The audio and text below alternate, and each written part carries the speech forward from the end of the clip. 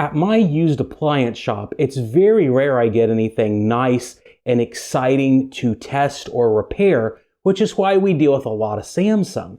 But when this new scratch and dent set came in, this Maytag commercial set, instead of immediately turning around and selling it to customers, I wanted to bring it in my little tech room and tear them apart to see if there's really anything special with these units. And they're supposed to be way better than your standard run-of-the-mill Maytags, which we've done a lot of videos on, and the truth is they break down quite frequently. They've gone in and supposedly replaced some of the wear and tear parts with this, but let's see if that's really true today on the washer and then the dryer. However, in researching this particular pair, when we got it in, I did find something that I hated about these units that you want to make sure to watch to the end that we discuss, because it turns a set that would otherwise be perfect into a huge scam. Make sure to check the description because I do have links to the set that's identical to this or almost identical that is a whole lot better deal. So let's go ahead and start tearing into this washer dryer set and seeing if it's really any better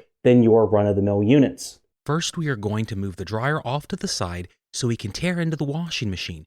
Just to show you that it's indeed new, here's the pack-in materials that come for the washer, and here's also what comes with the dryer. These are straight from the factory but out of the box. As odd as it is, one of the first things I notice on this washing machine is the new start button. It probably sounds a little bit dumb, but we've seen a lot of other style buttons on these washing machines get stuck over the years because the older style are soft rubber, which causes a lot of issues, and the new ones are hard plastic, but they still have a very soft rubber backing behind them. These units are what is called front accessible, so instead of needing to get behind the unit to take it apart, you can just use a Torx screwdriver to get into the control panel. I've never taken one of these units apart ever, so I have to fumble around a little bit, but it's easy to take apart. With the top panel off, it looks a lot like a washing machine. This commercial Maytag washer is built off the Whirlpool Vertical Modular Washer System, or VMW for short. They've been around since 2009, and the control board and the dials behind everything looks identical. But one thing is different. In the corner is an honest-to-God electromechanical relay that's built by Potter and Brumfeld, which Whirlpool uses in a lot of other old machines. This is a motor relay, which means that this piece, rather than the control board, is routing a large portion of electricity that the washing machine uses for the motor, which is great news for reliability. As for the board covering itself, it looks identical on the outside to other control boards, but let's take the housing off and see if there's any difference inside, especially with these motor relays. Here's how the boards look at first glance. There are some minor changes with the new board having less of the smaller relays in favor of that massive Potter and Brumfeld we noted earlier. These boards were generally phased out entirely in around 2016, but it looks like Whirlpool actually revised this, calling it the Gila 2 board. These boards worked well, but the capacitor in this corner tended to die after 5 to 10 years. And you're going to notice here that Whirlpool actually changed to a different brand on one or two capacitors, specifically this one, and there are a few other minor components that got totally revised on this board, which makes me think that Whirlpool did realize what the failure point on these boards were. Now going to the drum of the washer, you'll find out that they reintroduced their Design 2000 agitator, which was from the best washing machine that they ever made, the Whirlpool Direct Drive unit. This is a two-piece unit that has agitator dogs in it and washes clothes better than the newer versions, I think, and the agitator is much thicker than the modern designs, and I have seen way too many of the newer one-piece units snap in half really easy. Now let's go ahead and take the washer top off. Instead of removing screws on the back of the washing machine to open this up, you only need to remove the two Torx screws on the front and then tilt the washer top back once you do the Z pattern, making sure that the lid doesn't hit the console. Once it's open, I found something really, really exciting for my boring life. Oh my gosh. Hey Jeff! As you can see here, they added rubber dampeners to each of the suspension rods, making these the best use of rubber since, well, other things. But at any rate, the lack of these dampers have been a huge problem on all the washers I've seen from Whirlpool, and other manufacturers have not used dampers on these, and it seems like they solved this. These rubber dampers allow the units to be able to handle larger loads more easily, or at least that would be my opinion. On further research, the addition of these dampers seem to be on the much higher end Maytag MAT20 laundry units, which are their other commercial coin-op units, but those are twice the price of this washing machine, and these were included. Nice. The lid lock here has been redesigned seemingly. As we take it off, here's the commercial lock compared to two other styles of major lid locks. The old maroon style from the 09 to about 2016, and then the newer black ones, which are smaller and definitely made of weaker plastic than this beefy commercial lock. Hopefully the inside was redesigned as well, but I don't want to rip everything apart because I want to put this back together and sell it after we get the video done. Now let's go underneath and see if there's any differences between this Maytag commercial unit and a residential model. Without looking at the parts, there's a steel skirt around the bottom of the unit, which you never see on VMWs, but you do see on most front-load washers. I'm unsure if this is to add weight or protection to the unit, but it's definitely unique. The other staff that was watching me do this video from behind, they were worried that this was going to make it difficult to access everything underneath for repairs or modifications or just filming, but I didn't find that this caused any issue. Looking at this setup, at first glance, it's identical to a standard VMW washing machine, but once you start investigating, many parts are different. First off, the motor is larger. It's a heavier duty 1.5 horsepower motor. The motor also has an all-metal pulley that the belt attaches to. Most other Whirlpool motors have a plastic pulley and either a 1/4 horsepower motor or a 1/3 horsepower motor, like this roper that we were testing in the other room while I shot this video. You'll notice that the belt is a thicker, heavier duty belt. It looks like it has fibers cross-woven into the design. Now if you look at the splutch, it's identical in part number to the standard duty units. Next we have the shift actuator, which is a common point of failure.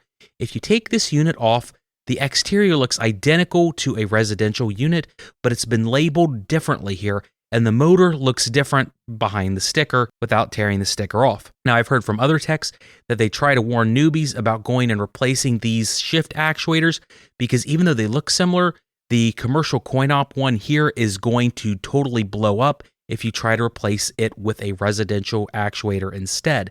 So I need to make sure I put the right one back into place.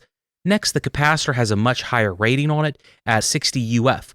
Virtually every other Whirlpool machine I've ever seen runs at either 45 or 50 UF, so it's a heavier duty capacitor for a heavier duty motor. At this point, it's very clear that almost everything underneath the washing machine is an upgraded part from the residential machines. However, the drain pump does look identical, but it's another different part number with a slightly different amperage rating, but it's not hugely upgraded from the standard versions. Finally, the last thing that really matters, probably more than anything, but we can't check, is the transmission system. All the wear parts, it seems, generally have been upgraded, but this unit is welded shut, so I can't take it off and look at the bearings. However, if you look up the model number, it's definitely different from the residential model numbers, and Maytag itself noted on the commercial grade MAT-20 units that they did specifically upgrade the bearings in the transmission system so that they were longer lasting. The MAT-20 isn't quite compatible with this unit, but I'm going to assume that they've carried the spec over and it has those updated bearings, but we can't visually identify it.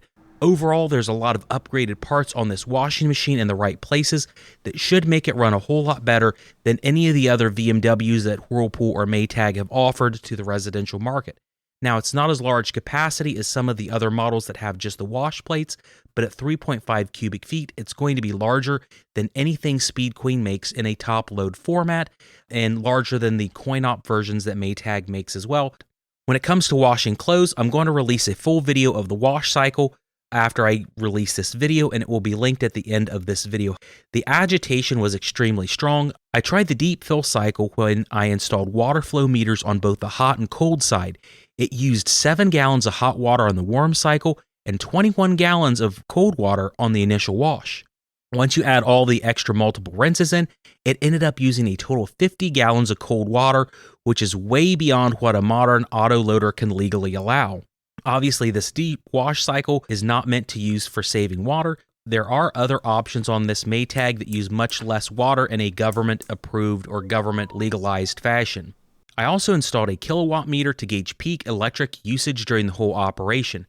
The washer only used about 150 watts of electric, which is extremely good for the amount of water it used. It's pretty comparable to other vertical modular washers, and the whole unit ran start to finish in about 43 minutes. Now let's talk about the dryer, because I don't think many people have ever reviewed this, and I'm honestly more excited about the dryer. What's super interesting to me about this dryer is that on the outside it has this drop door for servicing, but here's the catch. This design hasn't been made on residential models for well over a decade, so let's take it apart and see what's really going on the inside, because I think I know what this really is underneath. The top is front accessible with the same Torx screwdriver as the washer, so one tool can essentially access the top of the unit. Once the top is off, there's not a whole lot to see, but for someone like myself, it's really interesting. It's almost entirely electromechanical. You have a push-to-start switch, a mechanical timer, a heat control relay switch, and then there's one tiny heater circuit that is nestled in the corner that's electronic. But what's super amazing about this top is the heat selection switch. The model number on this is ancient, it's been revised and it definitely looks brand new, but it doesn't have a post Maytag buyout part number on it, which is a WP number, so this relay was designed at least 16 years ago. The circuit board too is a revision of an old heater circuit used on old designs. This unit, even though it says it's a Maytag, is an old school, ultra high-end Kenmore 90 in disguise. Whirlpool used to make these designs for Kenmore and their premium high-end Whirlpool models as their high-end elite design.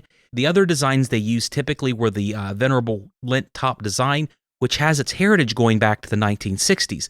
This design was made through the mid-2000s, and then it got phased out in favor of the Whirlpool Cabrio design that was a one-piece front, which quite frankly is a terrible design. Now, to note on the top of this, it has a modern dryer timer that's seen in other units. I wish they had kept with an M460 design, but I guess you can't win every battle. When you pop the drop door down, it's helpful as it exposes all the important systems for servicing the unit without really needing to take the front bulkhead off. You can switch a lot of these parts without actually having to take it apart, which confirms that it's really a Kenmore 90 series style dryer, as the heating canister and the rest of the layout is identical. But let's go ahead and show the rest of the machine off. I'm going to go ahead and try to remove the top, which didn't work out using a putty knife as I couldn't see the tabs to release. It comes off again like an old 90 series, which means there's 4 screws in the back that allow you to shift the top of the unit away from the front. There are 2 plastic tabs that hold this top locked in place. I don't like these tabs, but they've always been a problem on almost any dryer model Whirlpool's made, so, whatever. Any screws on the top are notably absent, which seems really strange, and I'm wondering if the factory didn't actually put these screws in, or if this is some sort of weird decision by Whirlpool that I just don't like. Otherwise, when you remove the 5 screws on the front of the blower housing, you can then take the front bulkhead off, which is similar to Samsung's or almost any other design on the market. When you take the front bulkhead off and remove the idler pulley, you can see all the simplistic components in the unit. The motor is upgraded to the commercial series spec on the Maytag and Whirlpool coin-op commercial dryers. The idler pulley looks like it's identical to the 90 series, which I think the Cabrios, the newer ones that came out after this model, use this pulley as well. Then the sensors are similar to the old school versions. The drum belt is of a similar quality to the washer belt, and it's way thicker and has those fibers. It feels way more durable than any other Whirlpool belt I've seen on a residential unit, which we service thousands of. The element is the same as the old school design, the 3387747, which always seemed like a reliable design. You can take it out as a cartridge and slot it back in. They're very cheap to get, but like most dryers, these work well as long as you take care of them. I was absolutely delighted to see that they brought back this style. I think the addition of a removable front bulkhead makes for less wear and tear on the drum and the rear bulkhead, based on what I've seen from the residential Whirlpool and Maytag dryers that have come out maybe in the past 10 years. Overall, I'm really impressed with both the washer and the dryer on the changes that they've made, and I'm happy they've gone back to a really reliable design, but let's talk about that one thing at the beginning of the video and address it. So let's talk about what makes these units not so great. When I started researching this particular washer dryer set, the exact set we have here, I found out that the big box retailer we got this off of, Scratch and Dent, does not offer the right warranty with these units. The last 2 digits in this Maytag model end with KW, and come to find out, if you buy a set with the KW on it, I believe they all come with a 1-year warranty, which is exactly like every other Whirlpool or Maytag made. It's nothing special. It is not a commercial warranty. It is a run-of-the-mill residential warranty. And for that reason, you should not buy this set. You should find the Maytag commercial unit that ends with GW instead of the KW. One letter makes all the difference. And to make sure, look it up yourself to see that these come with only the 1-year warranty, whereas the GW iterations come with the full 5-year residential warranty or the 3-year commercial warranty. These units are the same price, and it doesn't matter if you get the KW or GW model. I found them to be the exact same price, but they come without the 5-year warranty, and that makes it a huge scam. So make sure you check the AJ Madison link that I have in the description that has the full 5-year warranty. Make sure to check the warranty paperwork itself. Now, not every big box store sells the 1-year warranty brand. I went to my local Big Sandy store, talked to the representatives there, and they were really friendly and nice and pointed out that they actually sold the one with the 5-year warranty, and I confirmed that online. So there are some stores, especially mom and pop stores, that you're going to find the ones with the 5-year warranty, but make sure not to compromise and get this from certain other big box stores that will tell you that they're commercial, and they may have the exact same parts between them. I have no doubt that they have the same commercial parts, but why not pay the same amount and get the real 5-year warranty instead of the lesser warranty, where they probably want you to upgrade and pay hundreds of dollars for the warranty that you should have had anyway. I hope that you guys like this video. Remember that I have a teardown of the standard vertical modular washer from Whirlpool, so you can see some of the part differences in the original models, and then where we compare it to a Whirlpool from the 1980s, which was the best one out there. Speed Queen definitely has its advantages too, but I really like this set if it wasn't for the fact it has the 1-year warranty. But I hope you guys enjoyed this video and learned the differences between this and the other vertical modular washers that Maytag makes. Have a great day.